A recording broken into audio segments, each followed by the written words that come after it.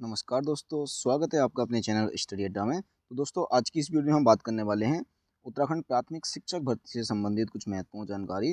जैसा कि आप सभी को ज्ञात ही है कि कुछ ही दिनों में हमारी नई प्राथमिक शिक्षक भर्ती आ जाएगी। उससे पहले जो हमारे बहुत सारे स्टूडेंट थे, उनके दिमाग में क्या था ना, बहुत सारी कन्फ्यूज़न थी। बोल रहे थे कि बहुत कन्फ्यूज़न है, हमें ये नहीं पता लग पा रहा है कि क्या होगा मेरा सब्जेक्ट कॉम्बिनेशन, कि जो हमारा सब्जेक्ट कॉम्बिनेशन है वो क्या उसमें होगा। तो इसमें हम बात करेंगे कि उत्तराखंड प्राथमिक शिक्षक भर्ती में किस तरह से बनता है विषयों का संयोजन, कि जो विषयों का संयोजन होता है वो किस तरह से बनता है। बहुत सारे बच्चों को ये भी डाउट रहते हैं कि मेरा स्नातक में हिंदी विषय है, तो क्या भर्ती में मेरा विषय हिंदी होगा। कि भाई, मैंने ग्रेजुएशन में हिंदी पढ़ी थी, हिंदी से मैंने अपना ग्रेजुएशन कंप्लीट किया है, तो जब न्यू प्राथमिक शिक्षक भर्ती आएगी उसमें मैं जो फॉर्म फिल करूँगा, क्या उसमें मेरा विषय हिंदी ही रहेगा या फिर कुछ चेंज होने वाला है। तो ये सारी की सारी चीज़ें हम इस वीडियो में बात करने वाले हैं। तो अंत तक जरूर बने रहिएगा। अगर वीडियो आपको अच्छी लगती है तो वीडियो को लाइक और चैनल को सब्सक्राइब जरूर कीजिएगा। तो स्टार्ट सबसे पहले हम बात करेंगे जो हमारे आर्ट साइड के स्टूडेंट हैं उनका सब्जेक्ट कॉम्बिनेशन क्या रहने वाला है। तो subject combination for art side students, जो आर्ट साइड के स्टूडेंट हैं उनका क्या सब्जेक्ट कॉम्बिनेशन रहने वाला है। जैसे कि आप सभी को ज्ञात है कि जो हमारे आर्ट साइड के स्टूडेंट होते हैं, यानी कि कला वर्ग, इसको हम विज्ञानेतर भी बोलते हैं। तो जो कला वर्ग के स्टूडेंट होते हैं, आप सभी को ज्ञात है कि उसमें दो लैंग्वेज पढ़ते हैं, हिंदी, इंग्लिश। हालांकि कुछ स्टूडेंट ऐसे भी होते हैं जिनकी कोई अदर लैंग्वेज होती है, जैसे उर्दू हो जाती है या कोई और भी होती हैं। तो उन सभी को हम इन्हीं दोनों लैंग्वेज के आधार पर समझ सकते हैं। जैसे देखो, अगर किसी की लैंग्वेज, किसी ने क्या किया, अपनी ग्रेजुएशन के अंदर हिंदी पढ़ी है और उसके साथ अदर सब्जेक्ट पढ़े हैं, कोई भी पढ़ सकते हैं। जैसे हिंदी के साथ आप इंग्लिश भी पढ़ सकते हैं, हिंदी के साथ आप हिस्ट्री, जियोग्राफी, इकोनॉमी, पॉलिटी, कुछ भी आप पढ़ लो। ठीक है, यानी कि कहने का मतलब ये, आपके पास ग्रेजुएशन में हिंदी कंपलसरी होनी चाहिए, अदर सब्जेक्ट आपका कोई भी हो। और आपने जो 12th किया है, उस 12th में आपने संस्कृत से पढ़ाई की होनी चाहिए। यानी कि जो आपका 12th पास हो, उसमें आपका कंपलसरी एक सब्जेक्ट संस्कृत होनी ही चाहिए। अगर आपके पास 12th में संस्कृत नहीं है, सिर्फ ग्रेजुएशन में आपने हिंदी पढ़ी है, तो आपका जो विषय है वो हिंदी नहीं माना जाएगा। ठीक है, यानी कि अगर आपका विषय हिंदी तभी हो सकता है जब आपने ग्रेजुएशन में भी हिंदी पढ़ी हो और जो 12th है उसमें आपने संस्कृत पढ़ी हो। अगर आपने 12th में संस्कृत पढ़ी है और ग्रेजुएशन में हिंदी पढ़ी है, तभी आपका जो विषय होगा वो हिंदी होगा। अदरवाइज आपका विषय हिंदी नहीं गिना जाएगा, आप फिर मानविकी, अदर आर्ट में गिने जाएंगे। ठीक हो गया ना। चलो, हिंदी वालों की सारी कन्फ्यूजन कंप्लीट हो गई होगी। अगला देखते हैं अब इंग्लिश वालों का। इंग्लिश इनकी लैंग्वेज रहती है, उनको वैसे कोई ज़्यादा दिक्कत रहती नहीं है, क्योंकि अधिकांश बच्चे इंग्लिश 12th में पढ़ते ही पढ़ते हैं। फिर भी मैं आपको बता देता हूँ कि ग्रेजुएशन जो है, जिन बच्चों का सब्जेक्ट इंग्लिश रहेगा, उन बच्चों की जो ग्रेजुएशन है, ग्रेजुएशन में इंग्लिश सब्जेक्ट उनका कंपलसरी होना चाहिए। साथ साथ में इंग्लिश के साथ में कोई भी और सब्जेक्ट उन्होंने पढ़ा हो, जैसे हिंदी के साथ होता है। बाकी इसके साथ साथ 12th में भी आपने इंग्लिश पढ़ी हो। ये नहीं है कि 12th में आपने संस्कृत पढ़ी हो तब आपका इंग्लिश सब्जेक्ट नहीं गिना जाएगा। अगर आपने 12th में इंग्लिश पढ़ी है और ग्रेजुएशन में भी इंग्लिश पढ़ी है, तब आपका जो सब्जेक्ट रहेगा वो इंग्लिश ही रहेगा। बाकी हिंदी इंग्लिश के अलावा जितने भी स्टूडेंट आ जाते हैं वो सारे के सारे मानविकी यानी कि अदर आर्ट में आ जाते हैं। ठीक हो गया। तो ये भी इंग्लिश वाले बच्चों की भी कन्फ्यूजन दूर हो गई। अब बाकी जो मानविकी यानी कि अदर आर्ट वाले बच्चे हैं, इसको हम अदर विज्ञानेतर वर्ग भी बोल देते हैं, इसमें कौन कौन आएगा। तो इसमें वो आएंगे, इनके अलावा जितने भी स्टूडेंट बचे हैं वो सारे के सारे इसमें आ जाएंगे। और वो सारे के सारे ही नहीं, ये हिंदी इंग्लिश वाले अगर इनकी सीटें कम रहती हैं तो ये बच्चे भी क्या होते हैं, सारे के सारे इसी अदर आर्ट में ही आ जाते हैं। ठीक हो गया। तो अदर आर्ट में सारे के सारे बच्चे आ जाते हैं। अगर हिंदी और इंग्लिश वाले जो होते हैं उनके लिए बस थोड़ा सा स्पेशल हो जाता है कि उनको थोड़ी अलग से सीटें भी मिल जाती हैं। यानी कि ये जो बच्चे हैं यहाँ पर फाइट कर सकते हैं, परंतु ये वाले बच्चे यहाँ पर फाइट नहीं कर सकते हैं। ठीक हो गया, कोई दिक्कत है।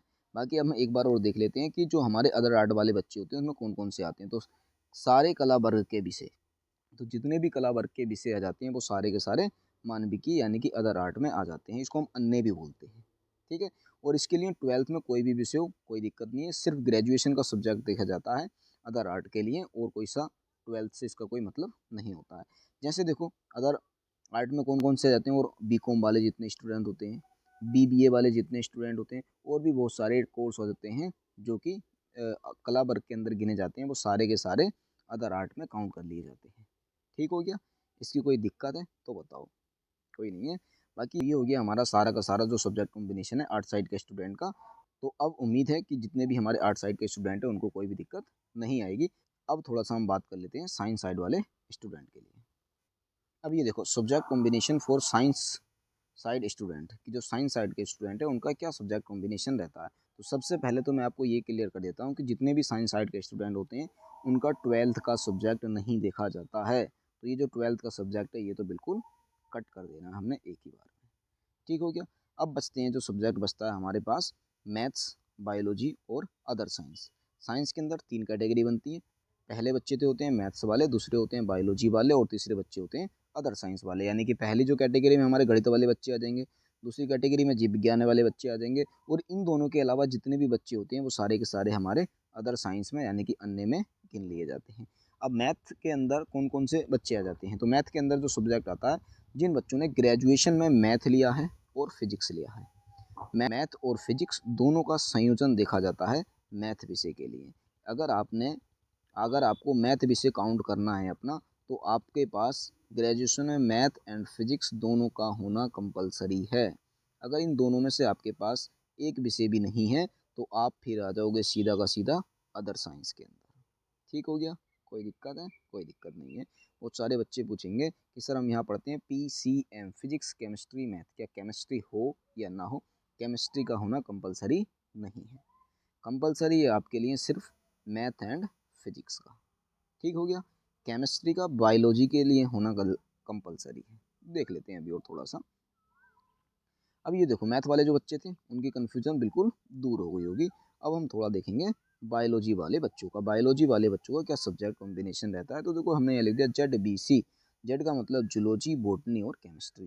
तो जिन बच्चों ने ग्रेजुएशन में जूलॉजी, बॉटनी एंड केमिस्ट्री से किया हुआ है तो वो काउंट हो जाएंगे हमारे बायोलॉजी के अंदर।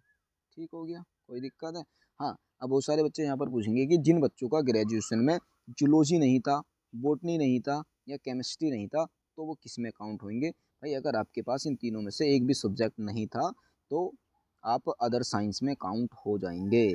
यानी कि इन तीनों में से अगर आपके पास एक भी विषय नहीं है, चाहे जूलॉजी नहीं है, चाहे बॉटनी नहीं है या फिर केमिस्ट्री नहीं है, तो आप अदर साइंस में काउंट हो जाएंगे। जैसे कि बहुत सारे बच्चे ऐसे होते हैं जो BSc फॉरेस्ट्री से कर लेते हैं।